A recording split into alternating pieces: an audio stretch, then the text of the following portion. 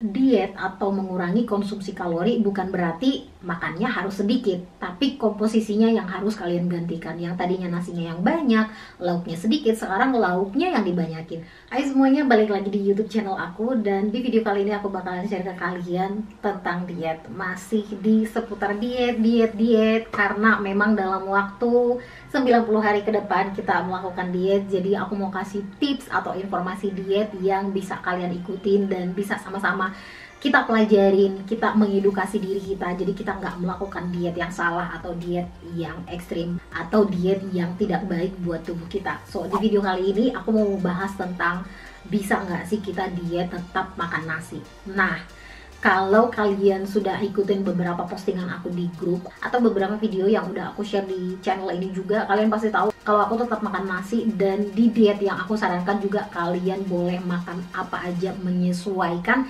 dengan situasi kalian. Dalam arti kalau misalnya kebiasaan kalian makan nasi, it's okay, tetap makan nasi. Tapi kalau misalnya kebiasaan kalian makan nasi ditambah makan roti, ditambah makan mie atau produk tepung kayak pasta juga boleh. Tinggal tahu komposisinya, tahu membatasin kira-kira porsinya masih baik nggak atau porsinya udah berlebihan nggak. Itu kuncinya untuk bisa dapat tubuh ideal.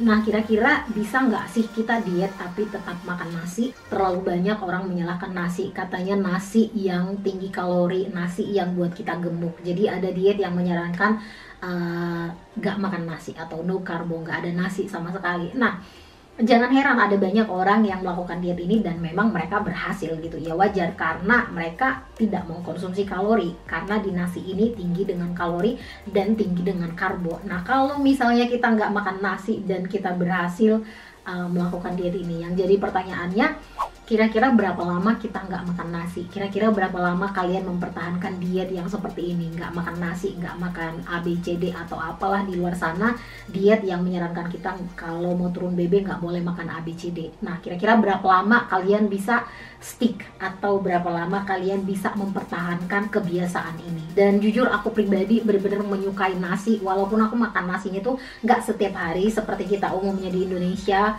hampir setiap hari makan nasi. Nah, kalau aku memang di sini tuh seminggu paling 2 kali, 3 kali atau sekali, dan nggak bisa lepas yang namanya dari nasi. Dalam artian jangka panjang, kalau misalnya disuruh nggak boleh lagi makan nasi, aku nggak bisa karena aku tetap mencintai nasi. Nah, nasi adalah sumber karbohidrat mayoritas kita di Indonesia. Mungkin di bagian Indonesia Timur lebih kayak ke sagu gitu, dan atau mungkin ada juga yang jagung gitu. Tapi mayoritas kita, keseluruhan Indonesia, mayoritasnya itu sumber karbohidrat atau makan utamanya itu adalah nasi. Nasi atau karbohidrat ini sangat penting untuk tubuh kita, karena karbohidrat adalah sumber energi atau sumber tenaga kita untuk bisa aktivitas, untuk melakukan kegiatan sehari-hari. Dan ini tubuh kita menggunakan tenaga atau energi dari karbohidrat, dimana di karbohidrat ini didapatkan dari si nasi. Nah, sementara kalau kita melihat negara-negara lainnya, misalnya kayak di Eropa, sumber karbohidratnya itu berbeda-beda. Bisa jadi dari kentang, di olahan tepung kayak roti, atau gandum. Jadi ada roti gandum, ada roti atau olahan dari tepung lainnya juga, ada pasta juga dari olahan tepung. Sementara kita di Indonesia familiar dengan nasi.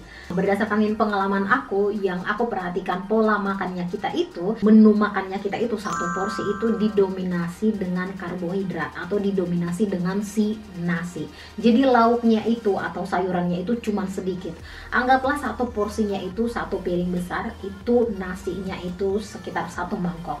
Tapi sayuran dan lauknya itu satu centong sayuran, terus satu centong ikan atau tahu tempe atau apalah lauknya yang ada gitu. Jadi benar-benar satu piring, satu porsi makanan ini didominasi dengan karbohidrat. Kalau misalnya dari kayak pengalaman aku bisa lihat ke orang tua aku di kampung, mereka bertani, kegiatan sehari-hari mereka itu aktif secara fisik. Jadi mereka tuh kerja di ladang, seharian aktivitas mereka tuh secara fisik. Jadi mereka nggak perlu lagi olahraga ekstra. Nah, gimana dengan orang dengan aktivitas fisiknya itu sedikit tapi makannya dengan porsi yang sama seperti yang aku jelasin tadi. Porsi nasinya banyak tapi lauk pauknya sedikit.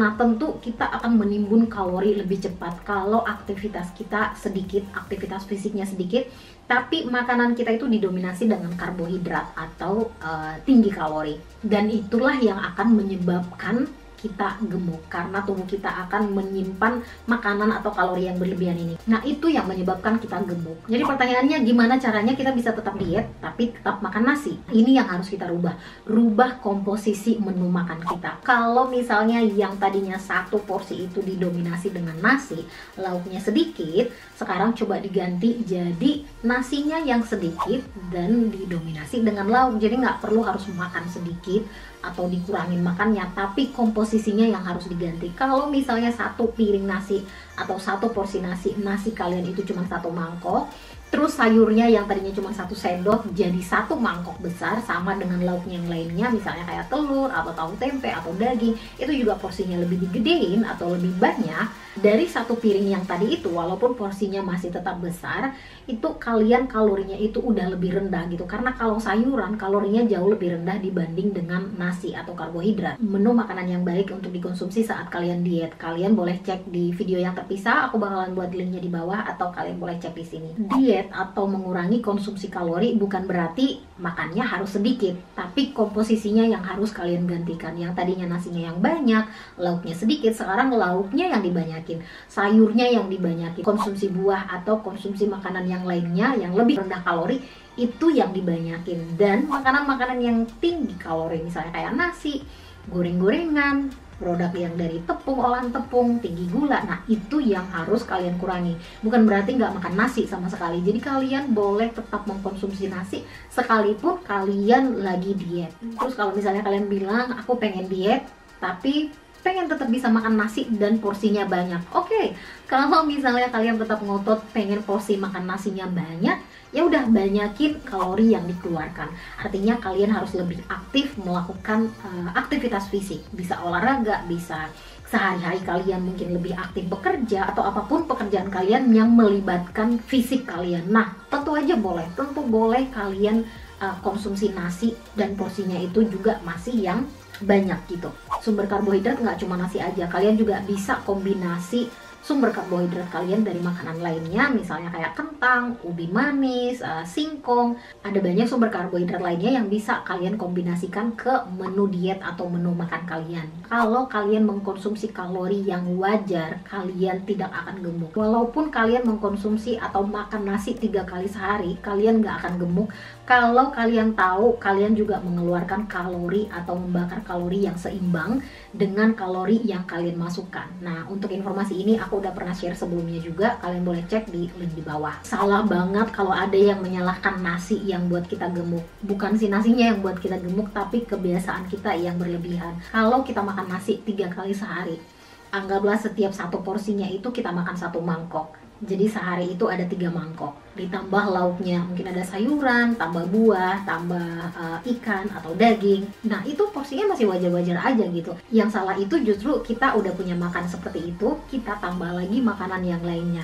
ditambah gorengan pagi hari, terus nanti menjelang siang makan cemilan, terus udah selesai makan siang, cemilan lagi sore, mungkin lewat tukang bakso beli bakso, terus malam lagi makan gorengan atau makan mie goreng lagi. Nah, kita punya kebiasaan ini yang berlebihan. Udah makan nasi, makan lagi snack, makan lagi makanan-makanan lainnya yang tinggi kalori berlebihan, tapi aktivitas fisik kita bener-bener minim banget atau sedikit banget.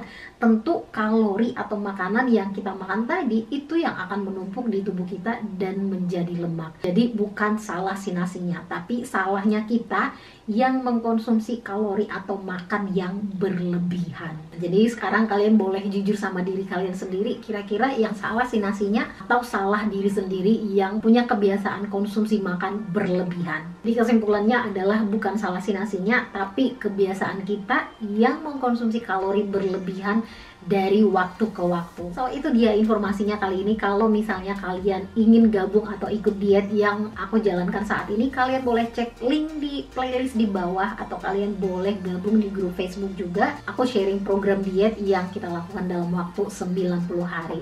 So tetap semangat, jaga kesehatan dan dietlah dengan sehat. Sampai ketemu di video yang akan datang. Bye.